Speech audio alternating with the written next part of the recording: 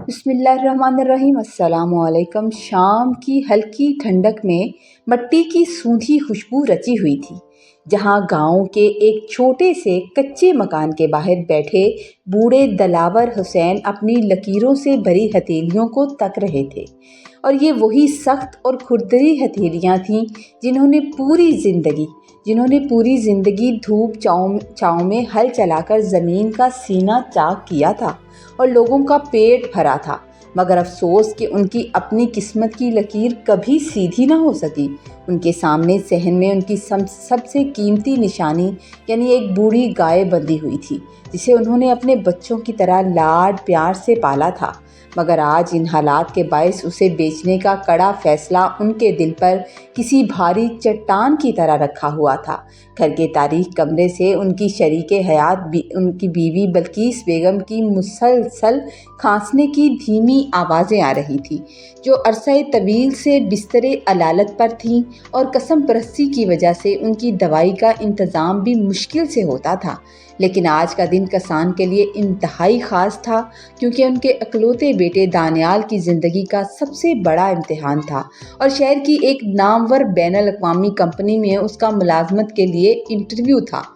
दानियाल अपने घर की चौखट पर खामोश खड़ा अपने मजबूर बाप की बेबसी का तमाशा देख रहा था।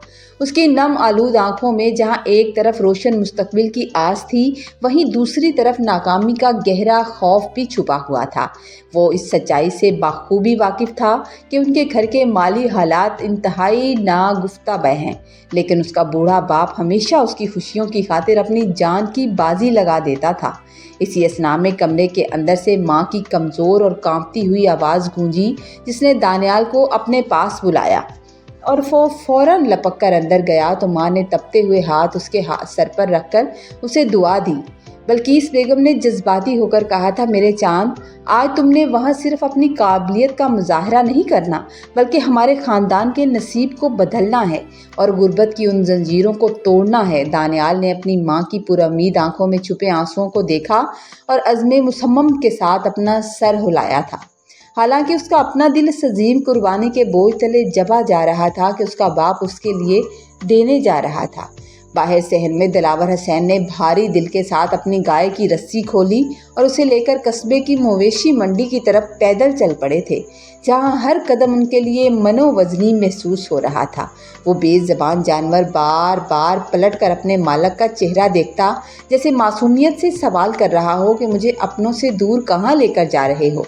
मगर बूढ़े किसान के पास खामोशी के सिवा कोई जवाब नहीं था। मवेशी मंडी में खरीदारों का हजूम था और हर तरफ चहल पहल थी, जहां किसान एक वीरान कोने में जाकर खड़ा हो गया और भराई हुई आवाज़ में आवाज़ें लगाने लगा था। थोड़ी ही देर में एक ताजर वहां पहुंचा और उसने जानवर की कीमत इंतहाई कम लगाई, मगर दिलावर हुसैन ने दिल पर पत्थर रखकर खामोशी इख्तियार की और सौदा मंजूर कर दिया, क्योंकि आज उसके पास इनकार की कोई गुंजाइश नहीं थी। वो जब खरीदार उस गाय को लेकर जाने लगा तो बूढ़े किसान की आंखों से सदमे के मारे टप टप आंसू गिरने लगे थे, लेकिन उन्होंने शर्मिंदगी के बायस अपना रुख दूसरी तरफ फेर लिया था। वो रकम समेटकर सीधे शहर के एक कदीम बाजार में वाक़ एक बूढ़े और खस्ता हाल दर्जी की दुकान पर पहुंचे थे, जिसका नाम चचा रहमान था और उसकी ज़ईफ़ आंखों में एक अनोखी चमक थी। दिलावर हुसैन ने अपनी ज़िंदगी की कुल कमाई उनके सामने मेज़ पर रखी और मौदबाना इल्तजा की कि मेरे बेटे के लिए एक बावकार और खूबसूरत लिबास तैयार कर दो, क्योंकि कल वो ज़िंदगी के सबसे बड़े मार्के में उतरने वाला है। चचा रहमान ने दानियाल के मासूम और पुरुम्मीद चेहरे को बगौर देखा, मुस्कुराए और तसल्ली देते हुए कहा कि तुम फिक्र ना करो, मैं अपने हाथों से ऐसा जोड़ा सियूँगा कि तुम्हारा बेटा सब में मुमताज़ नज़र आएगा। जब वो 2 दिन बाद वो लिबास तैयार होकर आया तो वो वाकई बेहद नफीस था, लेकिन दानियाल को आईने में खुद को देखते हुए यही लग रहा था कि उस शाहाना लिबास के पीछे वो एक सीधा सा देहाती लड़का ही रहेगा।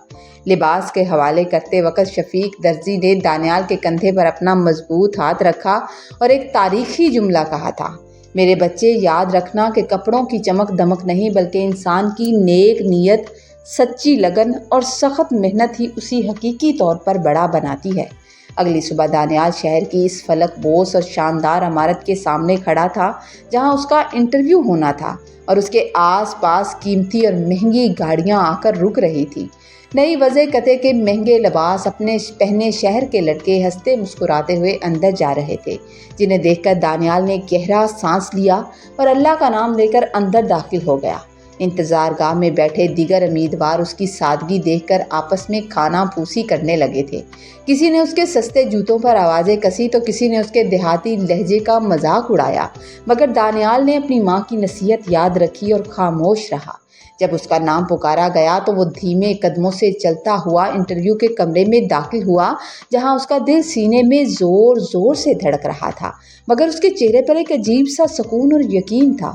کمرے میں موجود پینل کے درمیان ایک باوقار شخص بیٹھا تھا جس کے چہرے پر سنجیدگی تھی، اور وہ اس نامور کمپنی کا چیف ایگزیکٹو یعنی مالک تھا۔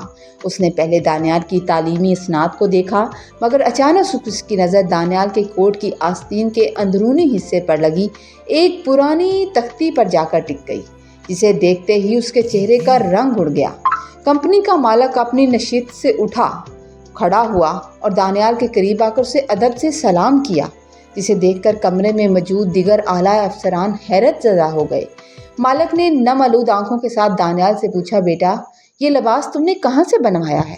دانیال نے گھبرا کر جواب دیا، جناب یہ میرے والد نے شہر کے ایک پرانے بازار کے درزی چچا رحمان سے سلوایا ہے۔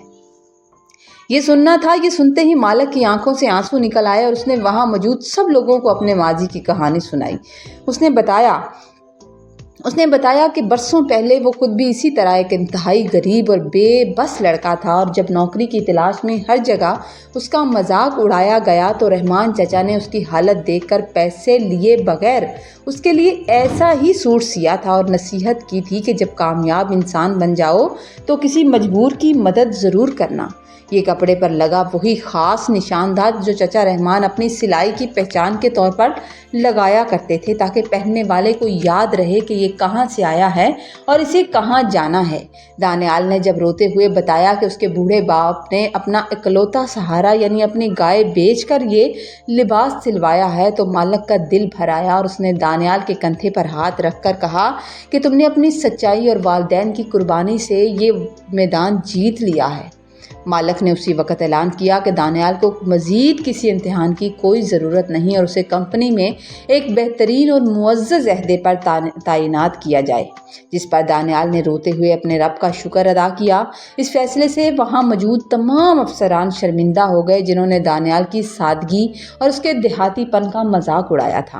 اگلے ہی دن کمپنی کا مالک دانیال کے ساتھ خود چچا رحمان کے دکان پر گیا، جہاں دونوں پرانے شناسہ ایک دوسرے کے گلے لگ کر خوب روئے، اور مالک نے ان کا شکریہ ادا کیا کہ ان کی اسی ایک نیکی نے آج دانیال جیسے ایک اور ہونہار نوجوان کی تقدیر بدل کے رکھ دی ہے۔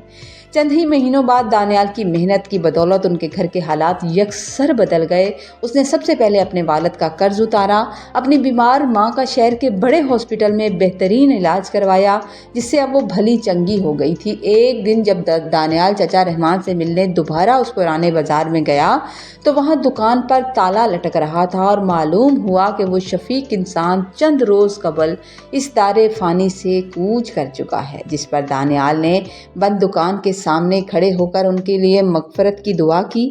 وقت گزرنے کے ساتھ ساتھ دانیال اسی کمپنی کا ایک بڑا افسر بن گیا، مگر اس نے اپنی عاجزی اور سادگی کو کبھی ہاتھ سے نہ جانے دیا۔ ایک دن جب وہ کمپنی کے نئے آنے والے امیدواروں کے ساتھ بطور مہمان خصوصی تقریر کر رہا تھا تو اس نے سب کو نصیحت کی کہ انسان کی اصل پہچان اس کا مہنگا لباس نہیں بلکہ اس کی نیت، دیانتداری اور اپنے جڑوں سے جڑے رہنا ہوتا ہے۔